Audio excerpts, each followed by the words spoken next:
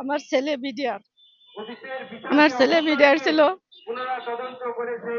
9 সালের 25শে ফেব্রুয়ারি ছিল কাপ্তাইতে। ওখান থেকে অনেক টাট্টুসর জন্য নিয়ে এসে এই অজগবি কোনো রকম দোষ ছিল না। আমার ছেলের নির্দোষ ছেলেকে 7 বছরের সাজা দেওয়ার পরে, আমার ছেলে 7 বছর সাজা কাটার পরে আমার আর সংসারের সবকিছু সর্বশান্ত করে আমার ছেলেকে আমি জেলখানায় খাবার দাবার সবকিছু বহন করে আমি আমার ছেলেকে বের করেছি। আমার ছেলের যে বিয়ে করছিল সে বউ আমার ছেলের চলে গেছিল।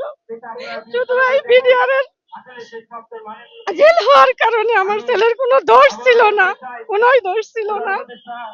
এখন আমার ছেলে অসহায়, আমরা দুইজন বাপ মা অসহায়।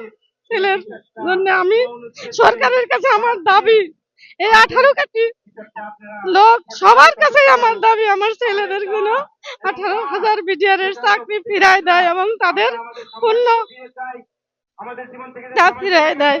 বাবা আমি আর কি বলবো বাবা, আমার কোনো বলার ভাষা নাই। আমি জানি না অসুখ